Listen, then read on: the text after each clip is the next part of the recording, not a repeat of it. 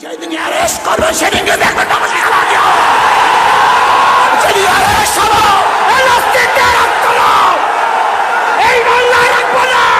আর জেলে ঢুকবার দুঃসাহস দেখান তাহলে বাংলাদেশের জনগণ ইনশাআল্লাহ সেই দুঃসাহস আঘাত করবে। যেই দিন এই হাতের মধ্যে হ্যান্ডকাপ লাগবে অন্যায় হবে সেই দিন বাংলাদেশের জনগণ এই হ্যান্ডকাপকে ছিঁড়ে ফেলবে ইনশাআল্লাহ। আপনারা ভাবছেন যে জেলের তকমা আর কেসের তকমা দেখালি ইঁদুরের মতো পালিয়ে যাবে। ইঁদুরের বাচ্চা পালাইতে পারে, শিয়ালের বাচ্চা পালাতে পারে, ভোজরের বাচ্চা পালাতে পারে, বিড়ালের বাচ্চা পালাতে পারে, কিন্তু শেখ ফজলুল করিমের সৈয়দ ফজলুলের বাচ্চা পালাতে পারে না।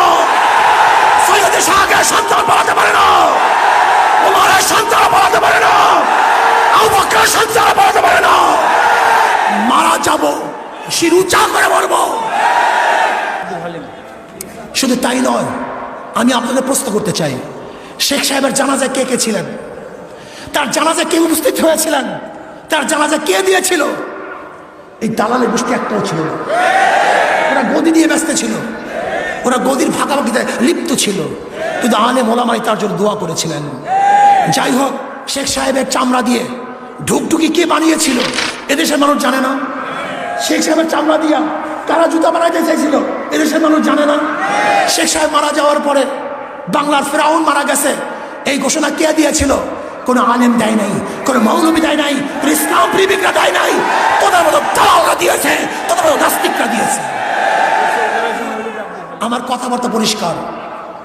সাংবাদিক বন্ধুরা, আজকে সিগন্যাল মিগনাল দেই নেই, আজকে সিগন্যালও দেই নাই, মিগনালও দেই নাই, প্রচারও করি নাই, প্রসারও করি নাই। শুনছে, কেস হইছে, এর জন্য আবেগে মানুষগুলি এখানে চলে আসছে। কিন্তু যেদিন অ্যারেস্ট করবে সেদিনকে দেখবেন তামাশা খেলা দিও। যেদিন অ্যারেস্ট হলো এই অস্তিত্বে রক্ত এই বাংলায় রাখবো না। ফজলুল করিমের কিছু বলে এ চলবে আমি বাংলা জুড়ে। এ ফজলুল করিমের কিছু বলে এ চলবে আমি বিশ্ব জুড়ে। শেখ সাহেবের কিছু বলে এ চলবে আমি বিশ্ব জুড়ে। শেখ সাহেবের কিছু বলে এ চলবে আমি বিশ্ব জুড়ে। শেখ সাহেবের ভয় নাই, রাজপথ চাই নয়। শোনেন, আমাদেরকে জেলের ভয় দেখে কোনো লাভ নেই।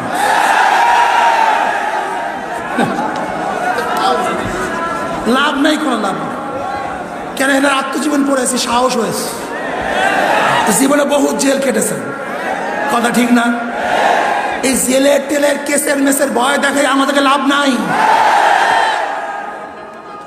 যদি অন্যায় করে থাকি জেলে দেন, আপত্তি নাই, কিন্তু অন্যায় যদি না করি আর জেলে ঢুকবার দুঃসাহস দেখান তাহলে বাংলাদেশের জনগণ ইনশাআল্লাহ সেই দুঃসাহস আঘাত করবে,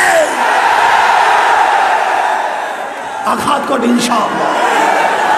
কি কথা ঠিক না?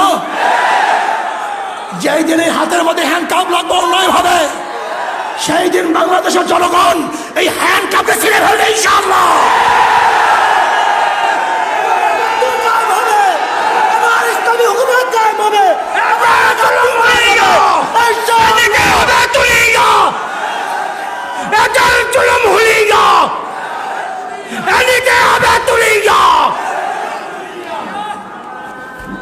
আপনারা ভাবছেন যে জেলের তকমা আর কেসের তকমা দেখালি ইঁদুরের মতো পালিয়ে যাবে। ইঁদুরের বাচ্চা পালাইতে পারে, শিয়ালের বাচ্চা পালাতে পারে, ভোজরের বাচ্চা পালাতে পারে, বিড়ালের বাচ্চা পালাতে পারে, কিন্তু শেখ ফজলুল করিমের সৈয়দ ফজলুলের বাচ্চা পালাতে পারে না। সৈয়দ শাহের সন্তান পালাতে পারে না, ওমরের সন্তান পালাতে পারে না, আবু বকরের সন্তান পালাতে পারে না। মারা যাব, শির উঁচা করে মরবো। রক্ত দেব, ইসলামের জন্য রক্ত দেব, জীবন দেব, ইসলামের জন্য জীবন দেব। এই দেশ রক্ষা করার জন্য জীবন দেব। সাম্য, মানবিক মর্যাদা, ন্যায় বিচার প্রতিষ্ঠা করার জন্য প্রয়োজনে রক্ত দেবে ইনশাআল্লাহ। নারায়ে তাকবীর, নারায়ে তাকবীর।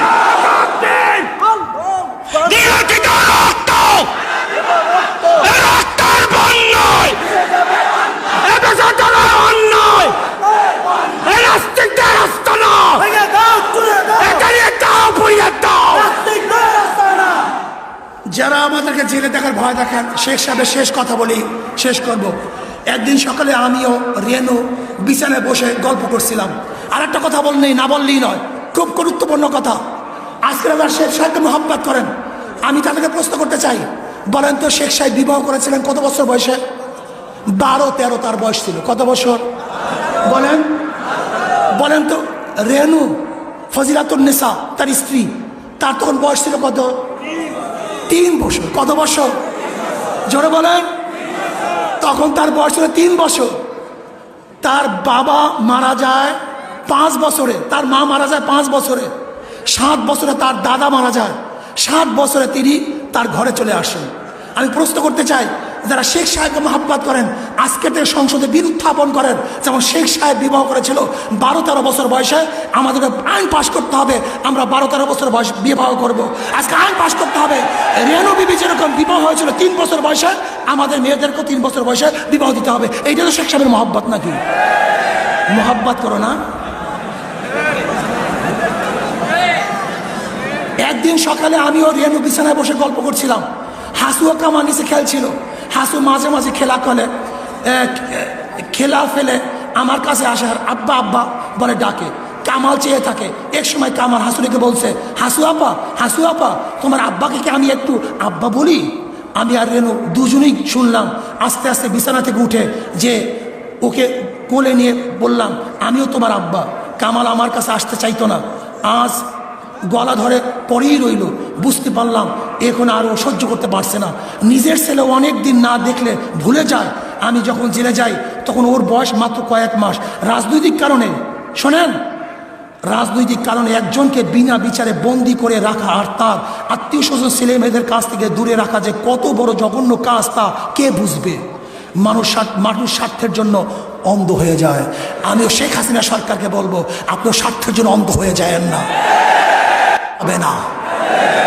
আজকে যারা শেখ সাহেবের মোহাব্বত করতেছেন, ভালোবাসতেছেন, আমি প্রশ্ন করতে চাই, তিনি যখন 15 আগস্টের পরে 36 ঘন্টা বসেছিলেন, এই নেতারা কোথায় ছিলেন? এত মোহাব্বত কোথায় ছিল? এত ভালোবাসা কোথায় ছিল? হ্যাঁ, মাননীয় প্রধানমন্ত্রী এই কথা বারবার বলেন। আজও সেই প্রশ্নের জবাব পাই না যে আমার বাবা পড়েছিল, অথচ এত বড় দল, এত সংগঠন, এত কর্মী, কিন্তু তাকে দেখার মতো কেউ ছিল না। শেখ সাহেব পড়েছিল, আর আপনারা তখন ক্ষমতার ভাগাভাগি নিয়ে ব্যস্ত ছিলেন।